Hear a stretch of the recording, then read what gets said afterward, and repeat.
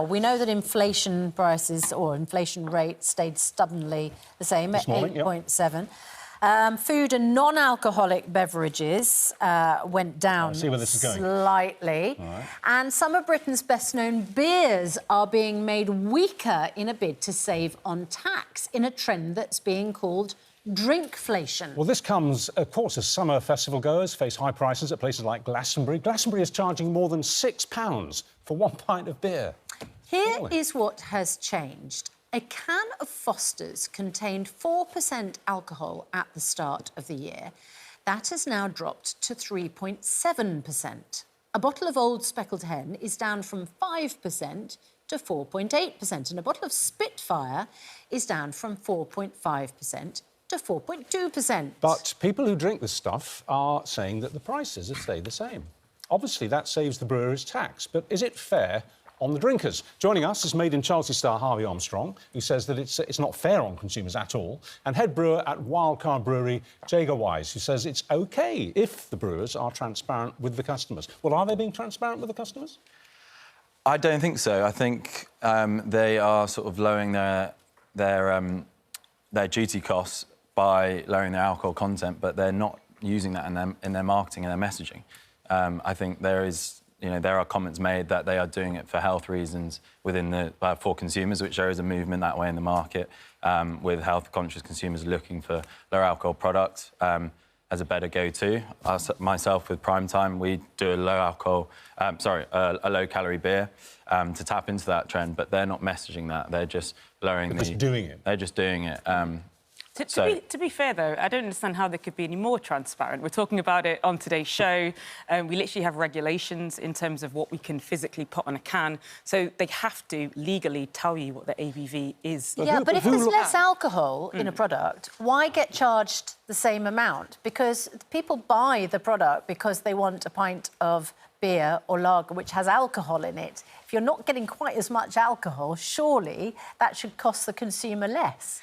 And I would argue exactly that way, apart from the times we're in right now. So in terms of the cost of food manufacture has gone up to such an astronomical effect.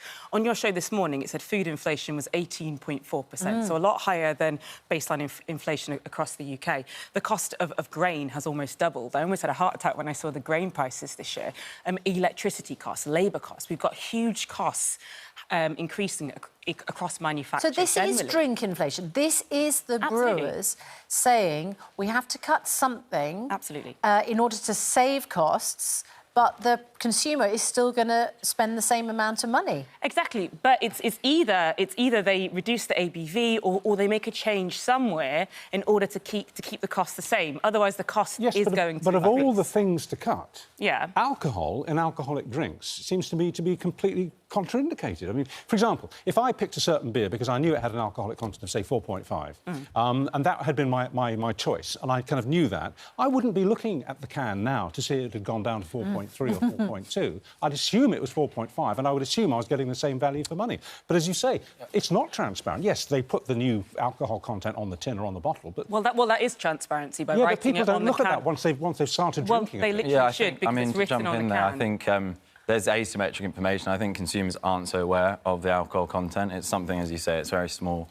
But if you've been sort of, say, a Foster's drinker or one of these beer drinkers for years, you drink it because you knew what was in it. And I don't think you're necessarily aware and looking for that change. Just going through that information that we introduced at the start of this item, I just wonder, can you notice the difference in taste and quality in a product? Because it is only going down fractionally. I mean, it's a marginal amount, but in theory, yes, you should be able to notice the difference in sort of alcohol percentage changing, because it does change the perception of the mouthfeel of a beer. Excuse me, I think you can. I certainly find that with drinking lower alcohol wines, you definitely notice the difference. I think wine is a completely separate category and is miles behind the beer sector. Okay. I would say so, as a beer sommelier myself, so you're talking about differences of 0.2%, 0.1%, 0.3%. It'd be incredibly difficult to be able to physically tell the difference in terms of flavour.